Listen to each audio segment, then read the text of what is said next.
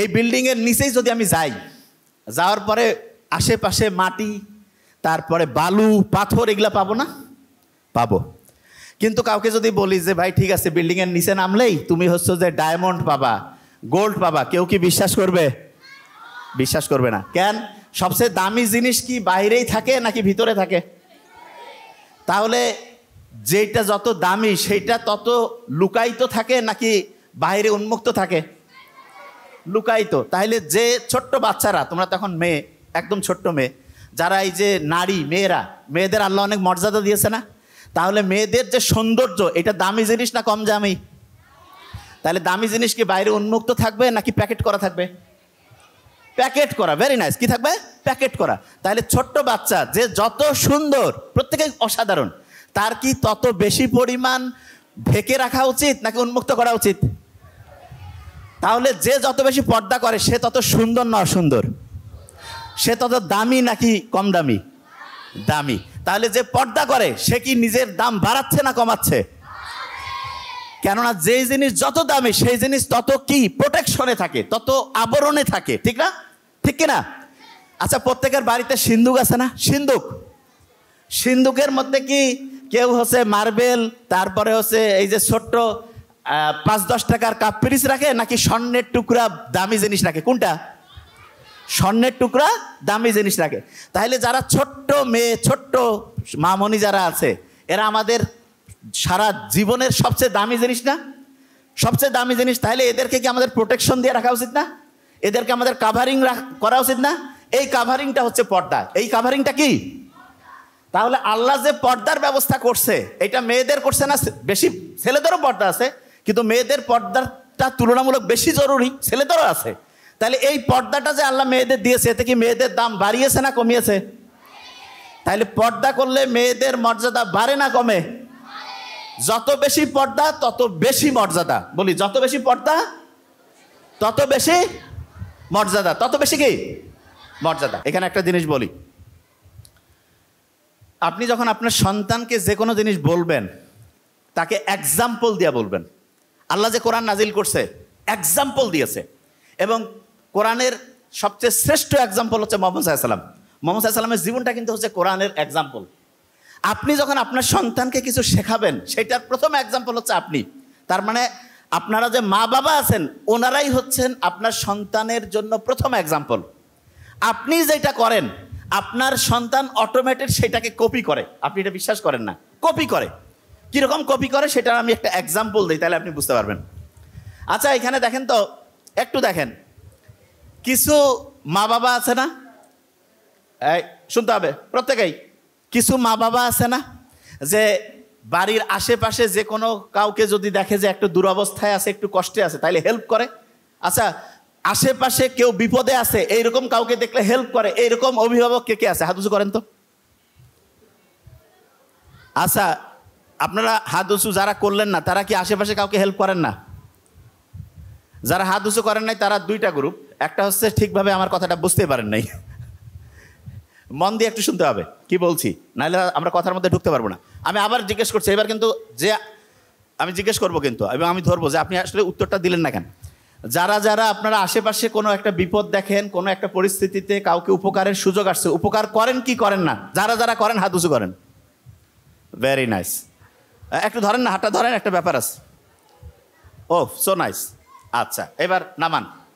আপনাদের একটা ভালো খবর দেই, সারা পৃথিবীতে এখন সবচাইতে বেশি প্রবলেম যেটা নিয়ে তৈরি হচ্ছে সেটা হচ্ছে স্ট্রেস, টেনশন। স্ট্রেস, টেনশন, এইটার কারণে মৃত্যুর ঝুঁকিটা 30% পর্যন্ত বাড়ে। কত পার্সেন্ট? 30%। কত? 30%। এবার আরেকবার প্রশ্নটা ধরি, জাহান্নামের পাহারাদার কতজন? Very fine. কোরআনে সূরা কয়টা? ওই যে পাহারাদার যে জাহান্নামে আছে, সে যাতে তোমাকে নিতে না পারে, এটার জন্য একটা সূরা কোরআনের একটা 19টা হরফ আছে। কি নাম ওইটার? বিসমিল্লাহ। তো বুঝে গেছে, আলহামদুলিল্লাহ, বিসমিল্লাহ বুঝে গেছে না? আচ্ছা, তাহলে তুমি বলো তো, যে কোনো কাজ করার সময় যদি তুমি বিসমিল্লাহ বলে বলো, আর যখন জাহান্নামের পাহারাদার তোমাকে ঢুকাইতে যাবে, তুমি যা কইতে পারবে না যে আমি তো সবসময় 19 কইতাম, তুমিও 19, কেন আমাকে ঢুকাবা? এটা বলা যাবে কি না? একে পার্টির লোক তখন তো ঢুকাবে না যে না ঠিক আছে এরা থাক, ঠিক না? আচ্ছা, যে জায়গায় ছিলাম, স্ট্রেসের কারণে মানুষের যে টেনশন, এইটা থেকে মৃত্যুর সম্ভাবনা 30%। কিন্তু দুইটা মাত্র কাজ আছে, যেই দুইটা কাজ কেউ যদি রেগুলার করে তাহলে তার মৃত্যুর ঝুঁকি 30% থেকে কমতে কমতে কমতে কমতে 0% হয়ে যায়। কত পার্সেন্ট? 0। এবং সেই দুইটা কাজের একদম সেই দুইটা কাজের একটা কাজ হচ্ছে অন্যকে সাহায্য করা, অন্যকে হেল্প করা। সেই দুইটা কাজের 1 নাম্বার কাজ অন্যকে হেল্প করা, অন্যকে সাহায্য করা, এটা 1 নাম্বার। 2 নাম্বার কাজটা কি সেটা আমি বলতেছি, তার আগে একটা জিনিস বলি।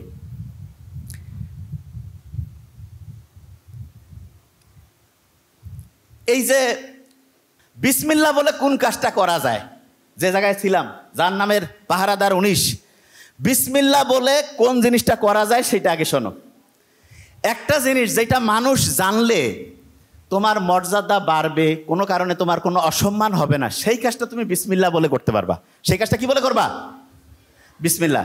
আচ্ছা, একজনের পকেট থেকে তুমি না বলে 100 টাকা বের করে নিলা, এইটা যদি সবাই জানে, ভালো না খারাপ? এটাকে বিসমিল্লাহ বলে কওয়া যাবে? তাইলে তুমি কি ওই কাজটা করবা? আচ্ছা, একজন হচ্ছে যে চুপ করে বাড়ি থেকে একটা জিনিস নিয়ে চলে আসলা, এইটা কি জানলে ভালো হবে না খারাপ হবে? তাইলে এটা কি বিসমিল্লাহ বলে করা যাবে? আচ্ছা, তুমি রাস্তা দিয়ে যাচ্ছ, একজন অন্ধ, সে দেখতেছে না, তাকে তুমি হচ্ছে একটু হাতটা ধরে রাস্তাটা পার করাই দিলা, এইটা জানলে তোমার বাড়িতে মানুষ খুশি হবে না কষ্ট পাবে? কি হবে? এটা কি বলে করবা? বিসমিল্লাহ। কি বলে করবা? তোমার মা মনে করো একটু কাজ করতেছে প্রচুর, তুমি যে তাকে একটু কাজে হেল্প করলা, এতে কি তোমার আব্বা আসার পরে তোমার আম্মা যখন বললো যে আমার ছেলে বা মেয়ে আমাকে কাজে হেল্প করছে, এতে কি খুশি হবে নাকি রাগ করবে? তাহলে এটা কি বলে করবা? বিসমিল্লাহ। তুমি পড়তেছো, পড়ার সময় তোমার মা এসে দেখলো তুমি পড়তেছো, তোমাকে সে একটু হচ্ছে খাবার দাবার দিল, এইটা কি ভালো কাজ হইলো না খারাপ কাজ? তাহলে এটা কি বলে করবা? তাইলে যেই কাজটা শুনলে পরে মর্যাদা বাড়ে, যেই কাজটার কারণে নিজের সম্মান উপরে উঠে, সেই কাজটা কি দিয়ে শুরু করব? সেটা কি দিয়ে করব? বিসমিল্লাহ। আমার বয়সের একজন আমার কাছে আসছে, এসে তার ছোট্ট একটা ছিদ্র, একটা ছোট্ট হচ্ছে ক্ষত হাতের মধ্যে হয়েছে, আঙ্গুলের মধ্যে, খুব দামি গল্প। তা সেই ক্ষতটা দেখে মনে হচ্ছে যে ঠিক হবে কি হবে না, বলা হলো যে ভাইয়া তুমি এইখান থেকে অন্য জায়গায় যাও। অন্য ডাক্তারের কাছে গেছে। কোথায় যাব? সার্জারির ডাক্তারের কাছে যেতে হবে। শোনো আগে, সার্জারির ডাক্তারের কাছে কখন গেছে, যাওয়ার পরে বলছে আপনার যে হাতের মধ্যে যে ছোট্ট একটা ক্ষত, এইটা কিন্তু আস্তে আস্তে আঙ্গুলটাকে পচায় ফেলতে পারে। বলেন কি বলেন আপনি? যে হ্যাঁ। বলছে তাহলে বাঁচার বুদ্ধি কি? যে আপনার আঙ্গুলটা কেটে ফেলতে হবে। তার আঙ্গুলটা কেটে ফেললো। আঙ্গুল কেটে ফেলার পরে সে ব্যান্ডেজ ট্যান্ডেজ করে বাসায় আসছে, চিন্তা করতেছে কয়েকদিনের মধ্যে সুস্থ হয়ে যাব। 15 দিন 1 মাস পরে দেখা যায় তার হাতে আরও ব্যথা। আরও ডক্টরের কাছে গেল, ডক্টর পরীক্ষা নিরীক্ষা করে বলতেছে আপনার জন্য ভয়ের খবর আছে। কি কারণ? আপনার এখন আঙ্গুল না, কবজি পর্যন্ত কেটে ফেলতে হবে। মারাত্মক ব্যাপার। কবজি পর্যন্ত, যে বাঁচতে চাইলে কবজি পর্যন্ত কাটা লাগবে, কবজি পর্যন্ত কেটে ফেলছে। কেটে ফেলার পরে আবার ব্যান্ডেজ করে বাসায় আসছে। কয়েকদিন পরে আবার হাতে ব্যথা। ডক্টর বলতেছে আমি পারতেছি না, আপনি আরও বড় জায়গায় যান। বড় প্রফেসরের কাছে গেছে, যাওয়ার পরে বলতেছে আপনার হাতের এইটুক পর্যন্ত কেটে ফেলতে হবে। এইটুক পর্যন্ত কাটার পরে ওই প্রফেসর বলতেছে আমি তো জীবনে বহু রুগী দেখছি, কিন্তু এই রকম হাতে ক্ষত নিয়ে কোনো রুগীর দেখি নাই, যে আস্তে আস্তে একটা ছোট্ট আঙ্গুল, তারপরে হাতের কবজি, এরপরে হচ্ছে এই যে কোনোই পর্যন্ত কাটা লাগে, এরকম দেখি নাই। তা বলছে দেখেন আপনি জীবনে কোনো কিছু করছেন কি না, একটু আপনি ভালোভাবে হচ্ছে কোনো ভালো মানুষের কাছে যান, যে দেখেন যে আপনার জীবনে আরও কোনো ব্যাপার আছে কিনা।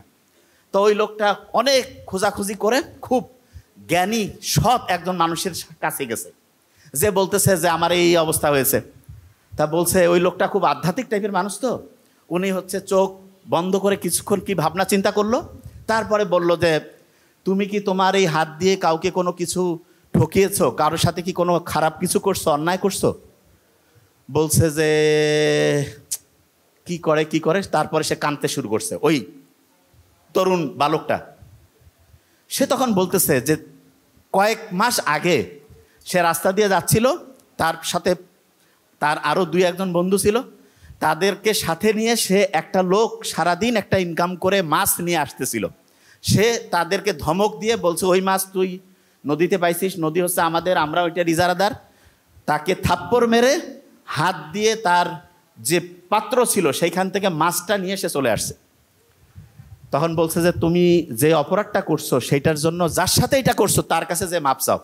এই তারপরে সে কান্নাকাটি করে ওই লোকের কাছে গেছে, যে বলছে ভাই আমাকে যদি মাফ করে না দাও তাহলে আমার তো কবজি পর্যন্ত কোনোই পর্যন্ত গেছে, আমার গোটাল শরীরে ধ্বংস হয়ে মরে যাব। ওই লোকটা বলছে ঠিক আছে, যা হয়েছে তোমাকে মাফ করে দিলাম। এর কিছুদিন পরে তার পরীক্ষা নিরীক্ষা হইলো, দেখা গেল তার হাতের যে সমস্যাটা ছিল সেটা থেকে সে দূর হয়েছে। আচ্ছা, এটা থেকে আমরা কি বুঝলাম? অন্যের কি উপকার করব না ক্ষতি করব?